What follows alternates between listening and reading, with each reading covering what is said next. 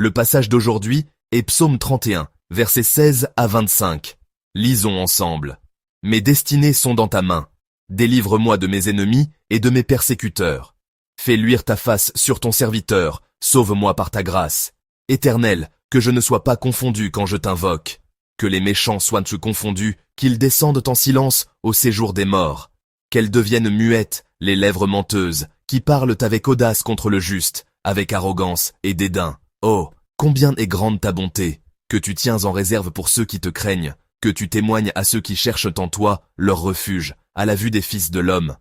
Tu les protèges sous l'abri de ta face contre ceux qui les persécutent. Tu les protèges dans ta tente contre les langues qui les attaquent. Béni soit l'Éternel, car il a signalé sa grâce envers moi, comme si j'avais été dans une ville forte. Je disais dans ma précipitation, je suis chassé loin de ton regard, mais tu as entendu la voix de mes supplications, quand j'ai crié vers toi. Aimez l'Éternel, vous qui avez de la piété. L'Éternel garde les fidèles, et il punit sévèrement les orgueilleux. Fortifiez-vous, et que votre cœur s'affermisse, vous tous, qui espérez en l'Éternel. Amen. Aujourd'hui, nous allons méditer et partager ensemble cette partie du psaume 31, en nous concentrant sur le thème « Fais briller ta face ». L'expression « Fais briller ta face » apparaît fréquemment dans l'Ancien Testament, et le livre des Nombres, au chapitre 6, versets 24 à 26, révèle clairement que le fait que Dieu fasse briller sa face sur nous est une bénédiction. On y trouve la bénédiction d'Aaron, avec l'expression « que l'Éternel fasse briller sa face sur toi ». Mais pourquoi le fait que l'Éternel fasse briller sa face est-il considéré comme une bénédiction? Cela apparaît souvent dans l'Ancien Testament, et particulièrement dans les psaumes. Pourquoi l'idée de faire briller sa face peut-elle être interprétée comme une bénédiction? Ce point de vue important exprimé dans la Bible révèle également l'une des choses importantes qui se produisent entre Dieu et nous. Pour cela, nous allons examiner attentivement la signification du mot « face » dans la Bible et dans notre vie quotidienne.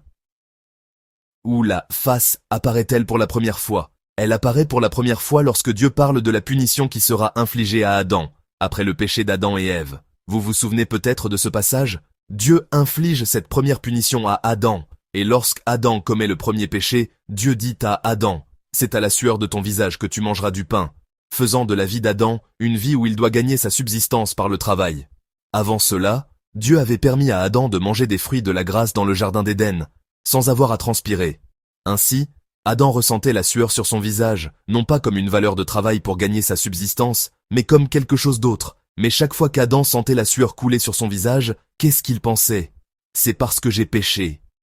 Dieu lui faisait sentir le péché qu'il avait commis, lui faisant prendre conscience, à travers la sueur qui coulait sur son visage, qu'il subissait cette épreuve à cause de son péché. C'était le visage.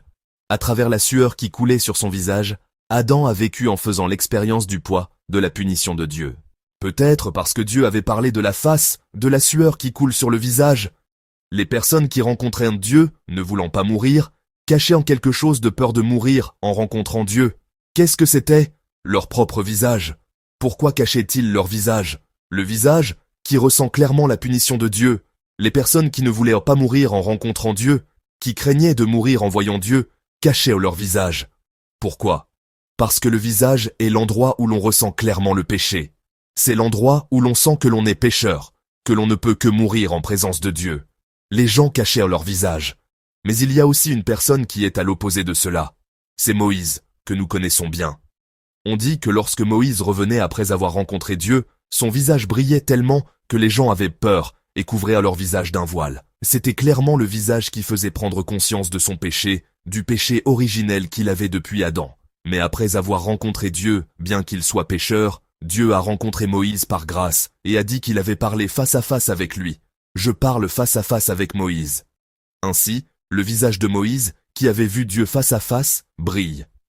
Bien qu'il soit pécheur, Dieu le déclare juste par grâce, et son visage, qui avait ressenti le poids de son péché, brille maintenant, reflétant aux autres qu'il a rencontré Dieu et ressenti la valeur de la grâce de Dieu. On dit que son visage brille.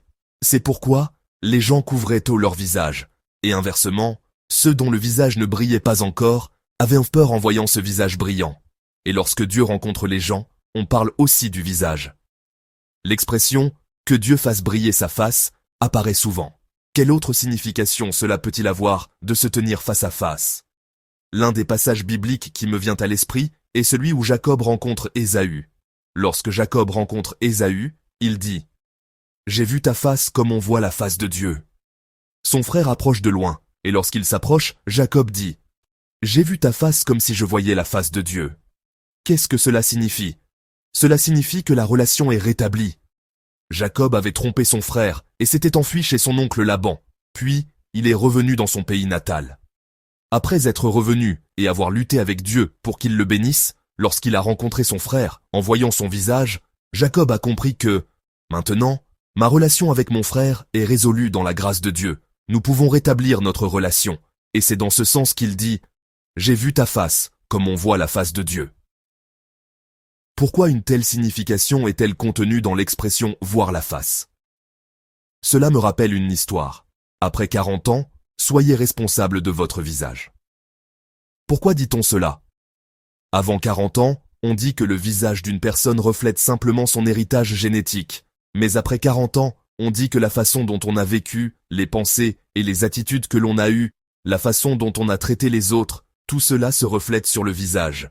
Donc, si vous voyez un visage qui a l'air un peu sévère après 40 ans, c'est que cette personne est effectivement sévère.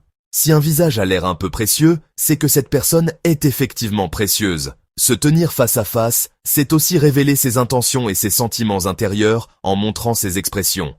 Et se tenir face à face après 40 ans, c'est aussi montrer son passé. Avant 40 ans, les gens ne savent pas bien cacher leurs expressions. Avant 40 ans, il y a beaucoup de gens dont les expressions se lisent du facilement, même s'ils ont vécu de nombreuses expériences dans la vie. Mais après 40 ans, ils ne montrent plus si facilement leurs expressions. Surtout, il n'est pas facile pour les Coréens de surmonter les choses avec un visage impassible. Mais même sans expression, nous pouvons identifier une personne grâce aux traces du temps gravées sur son visage. Les gens du monde appellent cela la physiognomonie, et nous l'appelons l'œil de l'esprit. Se tenir face à face de cette manière est donc une façon de montrer son cœur, de montrer son passé. C'est pourquoi de nos jours, certaines personnes floutent leur visage ou essaient de le cacher de toutes les manières possibles. Et il y a aussi des discussions sur les droits à l'image. Pourquoi? Parce que son identité est clairement révélée dans son visage. La façon dont Dieu se tient face à nous est similaire. Il révèle aussi le cœur de Dieu. Il montre aussi l'identité de Dieu. Nous avons nos 5 sens, et même un 6e sens. Parmi les organes du visage, il y en a qui sont tournés vers l'avant. Il y a les yeux, le nez et les oreilles. Il y a aussi la bouche, qui parle vers l'avant. Qu'est-ce que cela signifie? Que Dieu tourne sa face vers nous signifie que Dieu voit avec ses yeux, sent avec son nez, entend avec ses oreilles, et parle. Bien sûr, Dieu n'a peut-être pas la même forme de visage que nous, mais nous pouvons l'interpréter comme une personnification de l'intérêt que Dieu porte à nous. Nous pouvons l'exprimer comme l'intérêt de Dieu pour nous, qui regarde, écoute nos paroles et sent même le parfum de notre corps. C'est pourquoi, dans le verset 22 d'aujourd'hui, David dit à Dieu, « Béni soit l'Éternel, car il a signalé sa grâce envers moi, comme si j'avais été dans une ville forte. » L'amour de Dieu pour moi se révèle en faisant briller sa face. Dans notre foi, il y a ce que l'on appelle la foi superstitieuse. C'est une foi qui dit « Donne-moi ceci, donne-moi cela ». Si on ne l'exauce pas, ce n'est pas un Dieu. Il y a une foi superstitieuse qui dit « Je te supplie, je te supplie ». D'un autre côté, il y a notre foi chrétienne qui cherche à suivre la volonté de Dieu. Ce n'est pas ma volonté, mais la volonté de Dieu. Qu'est-ce qui est contenu dans cela? L'amour est contenu dans cela. Dieu, je t'aime, et je sais que tu m'aimes déjà. C'est pourquoi je te demande cela. Mais parce que tu m'aimes, je crois que tu connais mes besoins à l'avance et que tu y pourvois. Et je crois que tu me donneras de meilleures choses par amour. Cette confession est contenue dans cela. Un parent qui aime ses enfants leur donne-t-il tout ce qu'ils demandent? Non, ce n'est pas le cas. Parmi les choses que les enfants demandent, il choisit et donne avec amour. Nous avons la foi que Dieu choisira et nous donnera aussi parce qu'il nous aime. D'où vient cette foi? Elle vient du sentiment d'amour que j'ai pour Dieu. C'est pourquoi David dit aussi au verset 24, « Aimez l'Éternel, vous qui avez de la piété. » Se tenir face à face avec Dieu, David l'exprime avec la meilleure relation qu'il connaisse, la relation d'amour. Et il continue le contenu du psaume avec la foi que Dieu me conduit sur le meilleur chemin dans la situation dangereuse où je me trouve, dans la situation difficile où je me trouve, parce que Dieu m'aime et que je l'aime. Et il s'écrie à tous les saints, aimez l'Éternel, Dieu vous aime, alors aimez aussi Dieu. Saint, Dieu comblera de joie ce que vous espérez et désirez parce qu'il vous aime, et il vous comblera du meilleur parce qu'il vous aime. Alors approchez-vous de Dieu avec cet amour, dit David. Il y a un cantique que j'aime beaucoup. Jésus, ton souvenir est doux. Ce cantique passait en fond sonore, avant le culte aujourd'hui. La raison pour laquelle j'aime ce cantique est que les paroles sont les suivantes. Jésus, ton souvenir est doux. À mon cœur donne la joie. Mais plus doux encore d'être à genoux. De te voir face à face. Je vous ai déjà raconté une fois qu'un pasteur émérite m'a dit « Pasteur Lee, comment vous sentirez-vous en rencontrant Jésus ?» Comment vous sentirez-vous en rencontrant Jésus? Le pasteur émérite m'a dit « Pasteur, comment vous sentez-vous » Alors j'ai demandé au pasteur émérite « Pasteur, comment vous sentez-vous » Le pasteur émérite a dit « Je me sentirai désolé. » Pourquoi se sentir désolé? Il a dit qu'il se sentirait désolé en rencontrant Jésus parce que Dieu lui a donné tellement de choses, mais qu'il n'a pas accompli toutes les missions que Dieu lui a confiées. En y réfléchissant, je n'y avais jamais pensé, alors je me suis demandé ce que ce serait. Et le cantique que j'aime est venu à mon esprit.